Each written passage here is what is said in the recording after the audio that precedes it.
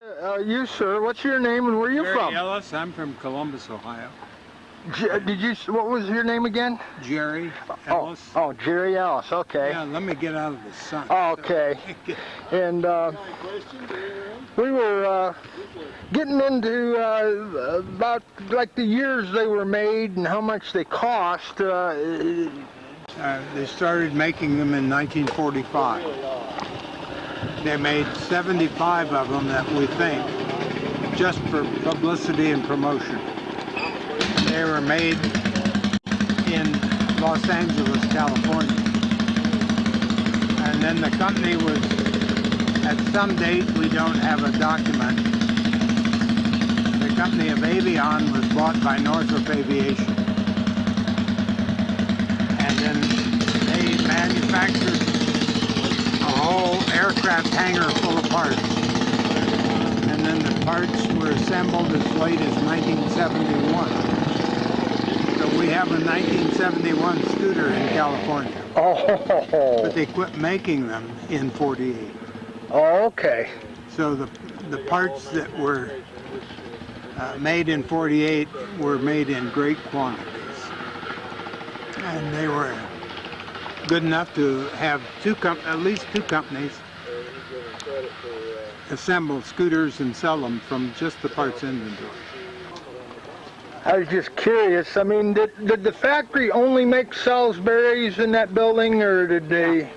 So, another thing before I forget, I wanted to ask you about that one lady in that one advertisement. I heard that they found her not too many years ago. It was pretty interesting. I think I saw that in the Remnants magazine or something that was very interesting. Mm-hmm. And another thing I wanted to ask you about, the movie Rebel Without a Cause. Yeah.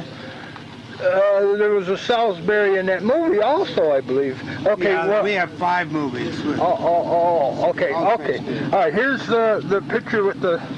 I sent this photograph in the Reminisce magazine. There's the article. Okay. I gave all 3 girls maiden names and the location and the name of the photographer. Reminisce printed the magazine, where is it, March 2010. And then I got from their 2 million subscribers a stack of responses about that thing. 2 of the letters gave me her name, her current name, and one of them gave me her phone number, so I called her up. And I said, is this Nelda Mosser? She said, yes. I said, was your maiden name Elaine Lampkin? Yes, it was. How'd you know that? I said, do you ever read Reminisce magazine? She said, yes, I'm a subscriber. Got the latest issue here on the coffee table. I said, you haven't read it yet, have you? She said, I scanned through it when it came. I said, turn to page 6. And she did, and let out a war whoop and said, that's me, that's me. And there's her picture in 1946. And there she was in 2010. Oh. So the 2010 picture, who took that now? I mean, after crew. We got a crew together and went over to her house. Oh, really? And there she is, sitting on a Salsbury. Oh, you took a Salsbury with you and stuff? Yeah. Oh, where does she live? She used to live in California. She's now deceased. Oh. She just died last year. Oh. But there she is. She's an ornery old pup. But we had fun with her, and she had fun with this. Oh, I bet she loved it. She lost her husband and her son, and had heart problems. Oh, that is and so she was living by herself in the small retirement community out there, and feeling kind of low. And when she became recognized by Reminisce magazine, they printed the story subsequently that we found her.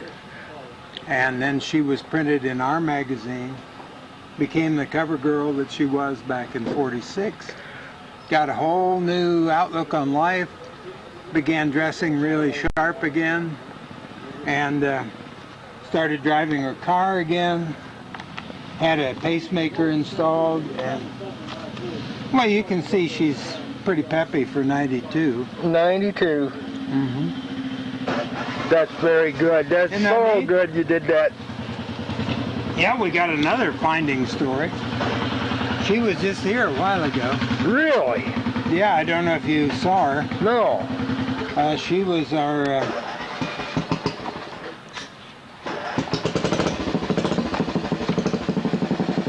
took place right here at the table.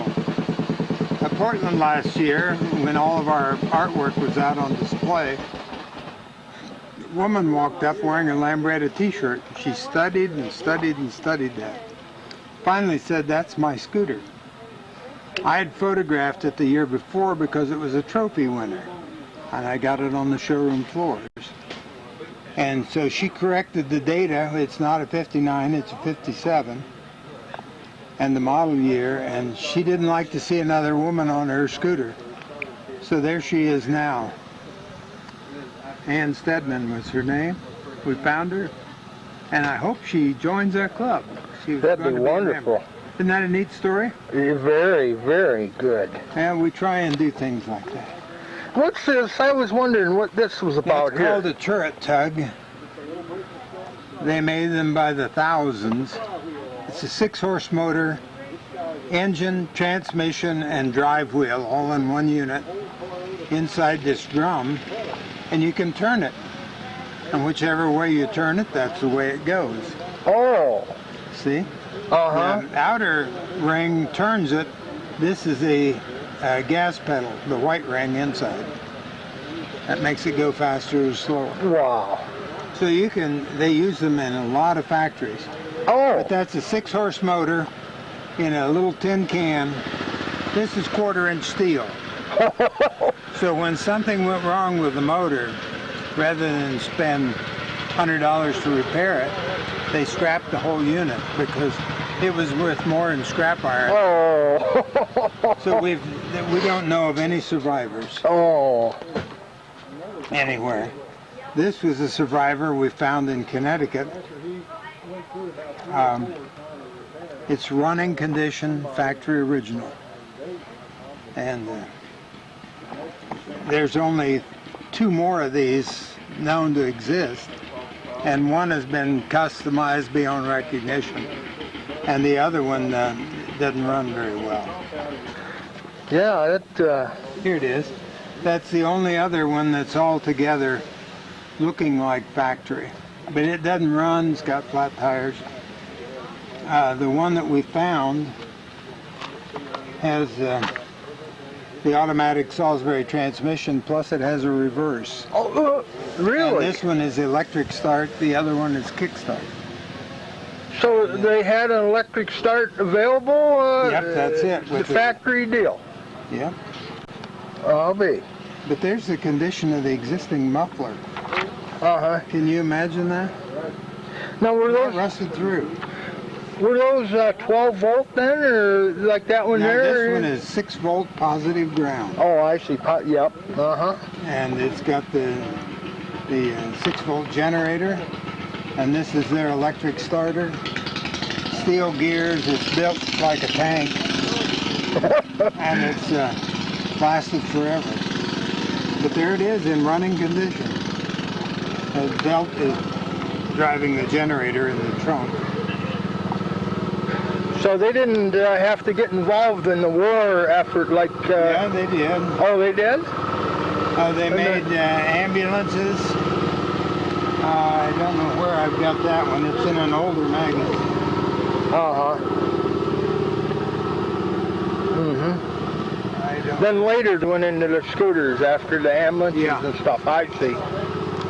They tried to make an airborne kind of scooter, but they couldn't. Was it, they went into the scooter business because they had the engine first? Is that the idea, or? No, I don't know the idea.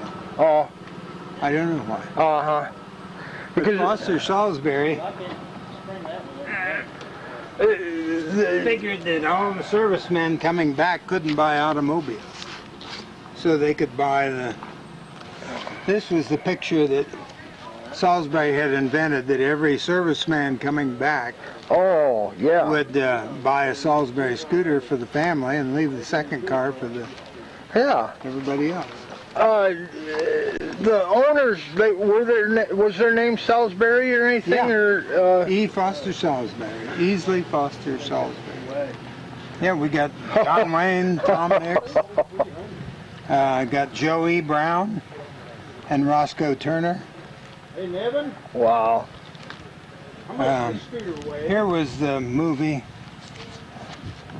called Mickey. Really? I didn't And they have this in the movie Mickey. I had no idea. Mm-hmm. I've got a list of all the movies that we found so far. So that model that was in the movie Rebel Without a Cause, do you know That if was the Model 72. was there many of them, or Yeah, there were a lot. there's a few of Mm-hmm. Our Jim Trestle issue talks about some of the 22 different Salisbury models.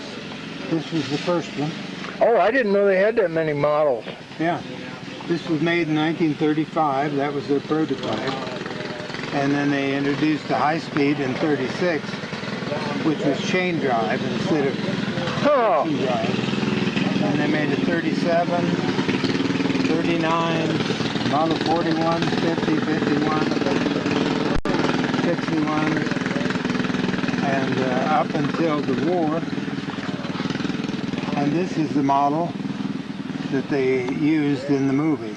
oh, I see. That was from the movie Rebel Without a Cause? Yeah, he rode the same one, the Model 72 Deluxe, Oh, okay. 1941. All right. Powerful new 2.7 horsepower engine. Oh, It really flies. uh-huh. That's up from the 2.3 Lawson. Did you think that had a kickstart too then, or No. how did they? These are push start. Oh, really? Yeah. You pull out the choke and it has a special clutch built into it that's cable operated. You pull out the clutch, there are 3 buttons on there. Pull out the clutch and turn the ignition on and just start pushing. And Then once you had it running, no, you when didn't. you run it, you push the clutch in and Oh, okay. and the push start clutch automatically jumps out. 'Cause I it's see. just geared in. And then you could pull up to a stop sign and let it run, and then just give it gas again to go. Is that what, like these? Okay. Yeah. Well, thank you very much. This was really great. It's so interesting. I'm glad I found you to learn about these. I didn't know hardly anything. Yep. And really appreciate it. Thank you. Okay.